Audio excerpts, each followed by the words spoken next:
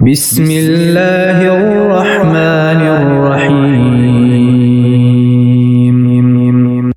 In the name of Allah, the most merciful, the most compassionate. سبح لله ما في السماوات والأرض وهو العزيز الحكيم. All that is in the heavens and the earth extols the glory of Allah.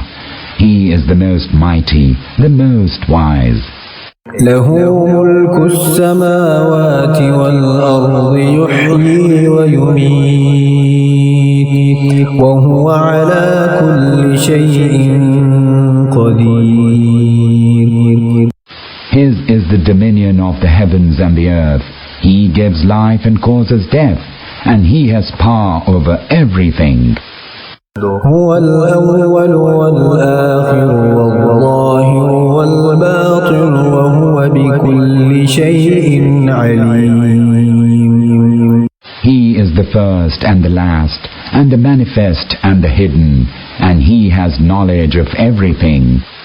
هو الذي خلق السماوات والأرض في 6 أيام ثم استوى على العرش يعلم ما يلج في الأرض وما يخرج منها وما ينزل من السماء وما يعرج فيها وهو معكم أينما كنتم والله بما تعملون بصير. He it is who created the heavens and the earth in 6 days, and then established Himself on the throne. He knows all that enters the earth, and all that comes forth from it, and all that comes down from the heaven, and all that goes up to it. He is with you wherever you are. Allah sees all that you do. له ملك السماوات والأرض وإلى الله ترجع الأمور. His is the dominion of the heavens and the earth, and to Him are all matters referred for judgment. يولج الليل في النهار ويولج النهار في الليل وهو عليم بذات الصدور. He causes the night to pass into the day, and causes the day to pass into the night, and He fully knows all that is hidden in the breasts of people. آمنوا بالله ورسوله وأنفقوا مما جعلكم مستخلفين فيه فالذين آمنوا منكم وأنفقوا لهم أجر كبير. Believe in Allah and in His Messenger, and expend what He has entrusted to you. A great reward awaits those of you who believe and spend their wealth. وما لكم لا تؤمنون بالله والرسول يدعوكم لتؤمنوا بربكم وقد أخذ ميثاقكم إن كنتم مؤمنين. How is it that you do not believe in Allah, when the Messenger calls you to believe in your Lord, and although He has taken a covenant from you, if indeed you are believers? هو الذي ينزل على عبده آيات بينات ليخرجكم من الظلمات إلى النور وإن الله بكم لرؤوف رحيم. He it is who sends down clear signs to a servant, so as to bring you out from darkness into light. Surely Allah is most kind and most compassionate to you. وما لكم ألا تنفقوا في سبيل الله ولله ميراث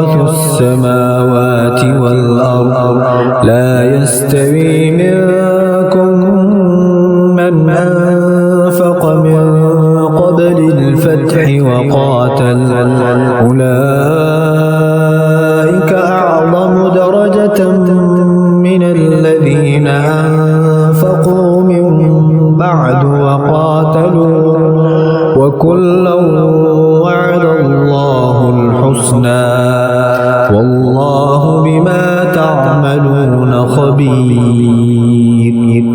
How is it that you do not expend in the way of Allah, when to Allah belongs the inheritance of the heavens and the earth?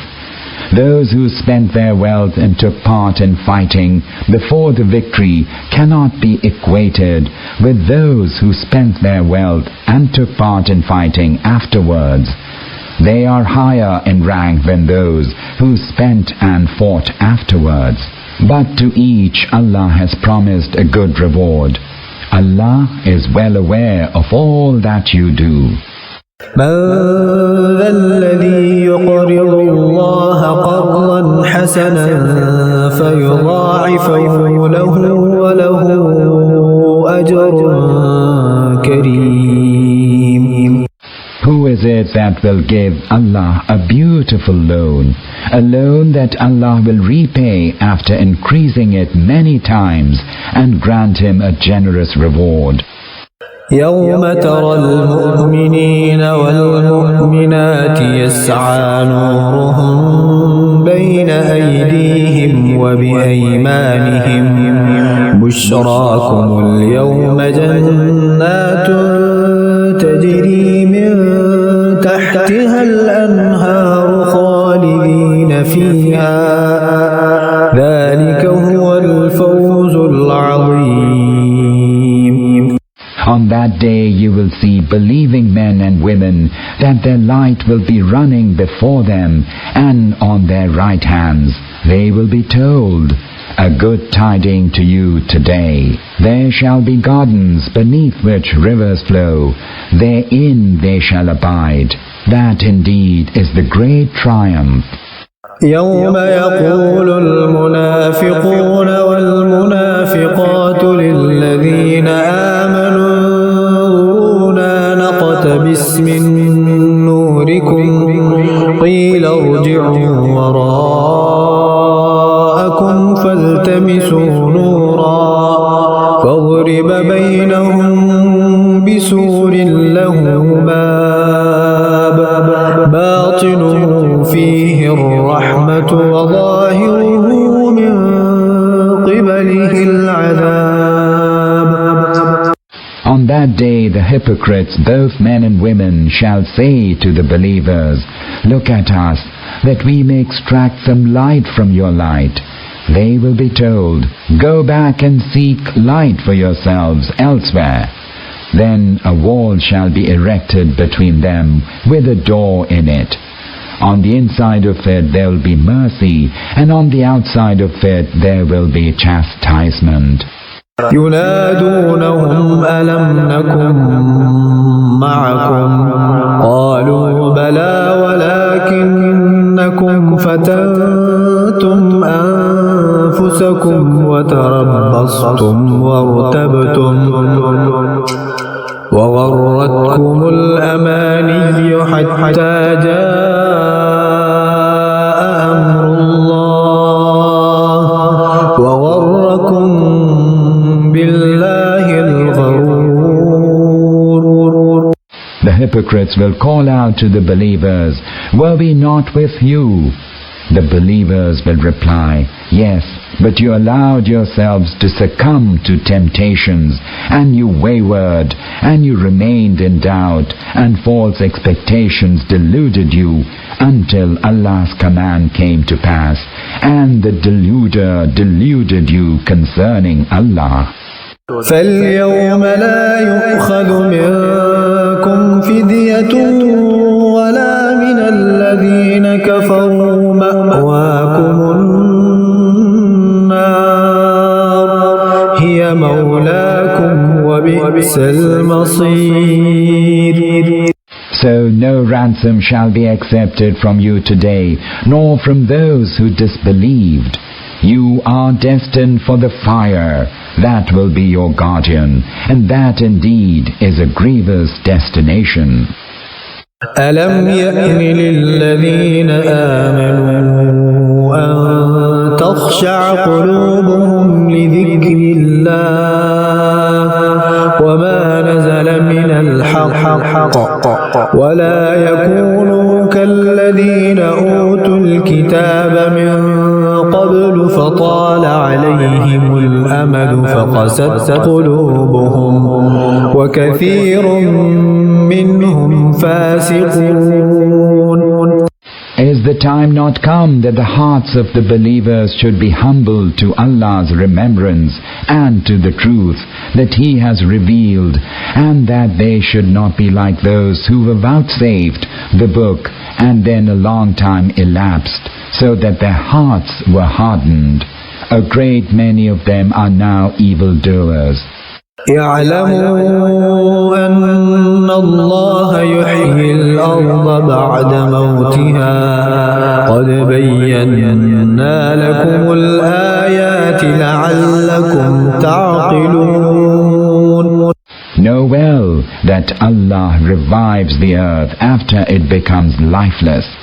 We have clearly shown our signs to you, perchance you will use your reason. إن المصدقين والمصدقات وأقرضوا الله قرضا حسنا يضاعف لهم ولهم أجر كريم. Verily, those who give alms, be they men or women, and give Allah a beautiful loan, shall be repaid after increasing it many times, and theirs shall be a generous reward. والذين آمنوا بالله ورسله أولئك هم الصديقون والشهداء عند ربهم لهم أجرهم ونورهم والذين كفروا وكذبوا بآياتنا أولئك أصحاب الجحيم. In Allah's sight, only those who truly believe in Allah and His messengers are utterly truthful and true bearers of witness for the sake of Allah. For them is their reward and their light. As for those who gave the lie to our signs, they are the people of hell. اعلموا أنما الحياة الدنيا لعب ولهو وزينة وتفاخر بينكم وتكاثر في الأموال والأولاد كمثل غيث أعجب الكفار نباته ثم يهيج فتراه مصفرا ثم يكون حطاما وفي الآخرة عذاب شديد ومغفرة من الله ورضوان وما الحياة الدنيا إلا متاع الغرور. Know well that the life of this world is merely sport and diversion and adornment and an object of your boasting with one another and a rivalry in the multiplication of riches and children. Its likeness is that of rain. When it produces vegetation, it delights the tillers. But then it withers and you see it turn yellow, and then it crumbles away. In the hereafter, there's either grievous chastisement or forgiveness from Allah and His good pleasure. The life of this world is nothing but delusion. سابقوا إلى مغفرة من ربكم وجنة عرضها كعرض السماء والأرض أعدت للذين آمنوا بالله ورسله ذلك فضل الله يؤتيه من يشاء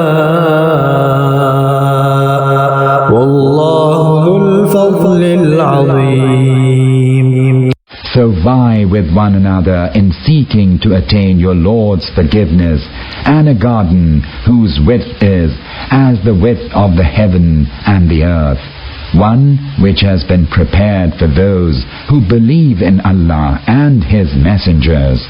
That is Allah's bounty, which He bestows upon those whom He pleases. Allah is the Lord of abounding bounty.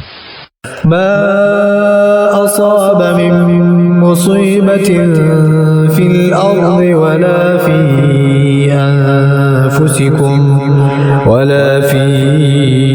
أنفسكم إلا في كتاب من قبل أن نبرأها إن ذلك على الله يسير. No misfortune ever befalls on earth, nor on yourselves, but we have inscribed it in the book before we make it manifest. Surely that is easy for Allah. لكي لا تأسوا على ما فاتكم ولا تفرحوا بما آتاكم والله لا يحب كل مختال فخور. We do so that you may not grieve over the loss you suffer, nor exult over what He gave you. Allah does not love the vainglorious, the boastful. الذين يبخلون ويأمرون الناس بالبخل ومن يتول فإن الله هو الغني الحميد. Those who are niggardly and bid others to be niggardly, and he who turns away should know that Allah is self-sufficient, immensely praiseworthy. لقد أرسلنا رسلنا بالبينات وأنزلنا معهم الكتاب والميزان ليقوم الناس بالقسط وأنزلنا الحديد فيه بأس شديد ومنافع للناس وليعلم الله من ينصره ورسله بالغيب إن الله قوي عزيز. Indeed, we sent our messengers with clear signs and sent down with them the book and the balance, that people may uphold justice. And we send down iron wherein there's awesome power and many benefits for people, so that Allah may know who, without even having seen Him, helps Him and His messengers. Surely Allah is most strong, most mighty. ولقد أرسلنا نوحا وإبراهيم وجعلنا في ذريتهما النبوة والكتاب فمنهم مهتد وكثير منهم فاسقون. Indeed, we sent forth Noah and Abraham and established in their line prophecy and the book. Then some of them embraced the guidance and many of them are wicked. ثم قفينا على آثارهم برسلنا وقفينا بعيسى ابن مريم وآتيناه الإنجيل وجعلنا في قلوب الذين اتبعوه رأفة ورهبانية ابتدعوها ما كتبناها عليهم إلا ابتغاء رضوان الله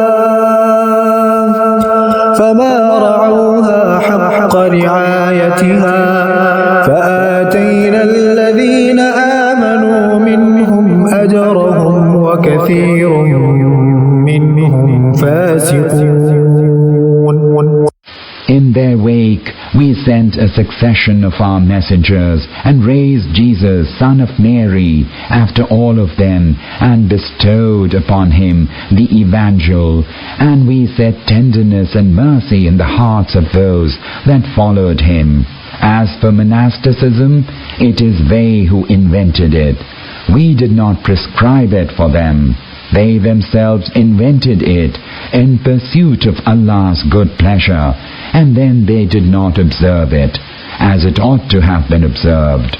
So we gave their reward to those of them that believed, but many of them are wicked. يا أيها الذين آمنوا اتقوا الله وآمنوا برسوله يؤتكم كفلين من رحمته ويجعل لكم نورا تمشون به ويغفر لكم والله غفور رحيم. Believers, have fear of Allah and believe in His Messenger, and He will grant you a twofold portion of His mercy, and will appoint for you a light whereby you shall walk, and He will forgive you. Allah is most forgiving, most compassionate. لئلا يعلم أهل الكتاب ألا يقدرون على شيء من فضل الله وأن الفضل بيد الله يؤتيه من يشاء والله ذو الفضل العظيم.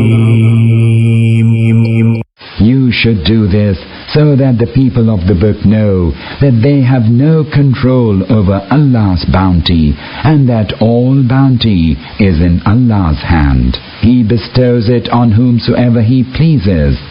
Allah is the Lord of abounding bounty.